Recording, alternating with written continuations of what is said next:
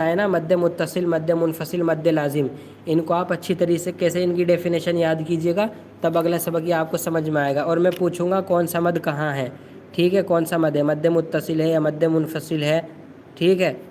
اس کو آپ جب تک یہ یاد نہیں کریں گے یہ والا سبق، آگے سمجھ نہیں آئے گا آپ کو۔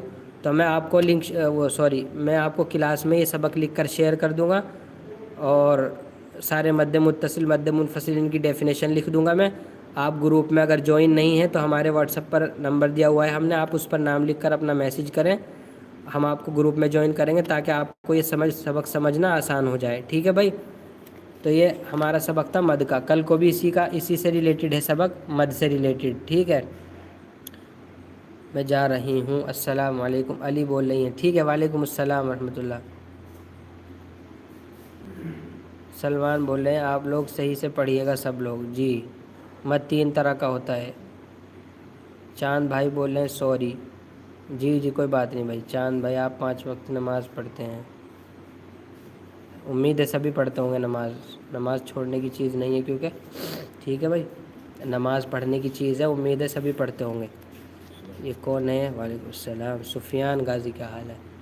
سفیان غازی سلام کر رہے ہیں بھائی، وعلیکم السلام ورحمۃ اللہ۔ کتنا ٹائم لگے گا؟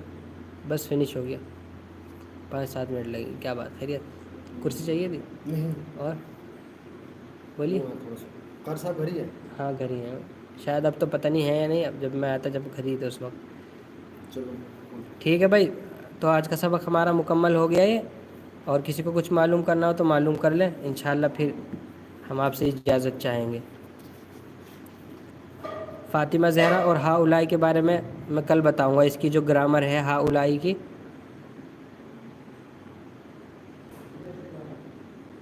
کل بتاؤں گا میں انشاءاللہ۔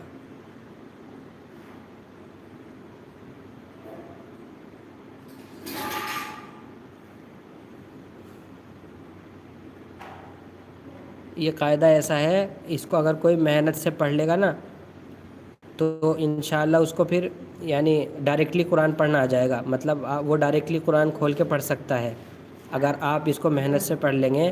تو عمومی طور سے کیا ہوتا ہے، جب بچے شروع میں پڑھتے ہیں، جیسے ہم لوگ بھی پڑھے تھے، آپ لوگ بھی بچپن میں پڑھے ہوں گے، تو کیا ہوتا ہے، ایک ترتیب سی ہوتی ہے، مطلب ایک رول ہوتا ہے کہ پہلے قاعدہ پڑھنا ہے، پھر اس کے بعد الحمد کا سپارہ، پھر اس کے بعد یا تو الف لام میم سے سٹارٹ کرتے ہیں وہ، یا الحمد کے سپارے سے، تو ایسے چلتے ہیں۔ لیکن انشاءاللہ یہ قاعدہ ہم آپ کو اس طریقے سے پڑھا رہے ہیں، آپ کو پھر ایسے ضرورت نہیں ہوگی الگ الگ یعنی پارٹ میں پڑھنے کی سپارے کو، کہ پہلے یہ والا پارہ پھر یہ والا پارہ، آپ ڈائریکٹلی قرآن کو کہیں سے بھی پڑھ سکتے ہیں، بشرطے کہ آپ نے یہ قاعدہ محنت سے پڑھا ہو۔ لیکن ہم سپارہ پڑھاتے ہیں اس کے بعد عام کا، عام طور سے کیا پڑھاتے ہیں ہم، اس کو مکمل ہونے کے بعد عام کا پارہ پڑھاتے ہیں ہم، 30واں پارہ، ٹھیک ہے۔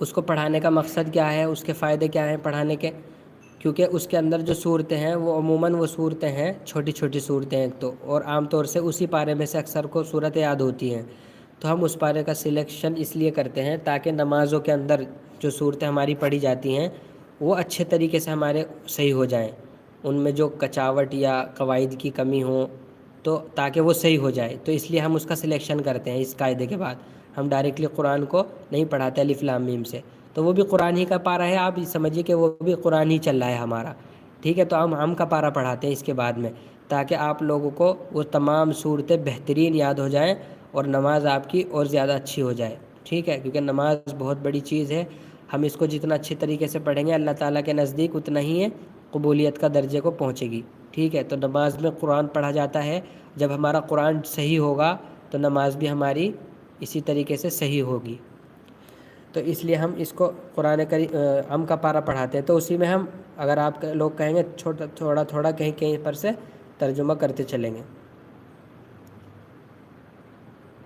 اچھا والصافاتی کی ہجے، ہاں ہاں سوری بھائی، دیکھیے والصافاتی کی ہجے بولی تھی 2 لوگوں نے، علی نے بھی بولی تھی، شاید وہ چلی گئی۔ علی اگر ہمیں دوبارہ سن رہے ہوں تو گو بیک، میں والصافاتی کی ہجے کر رہا ہوں، مجھے ذہن سے نکل گیا تھا۔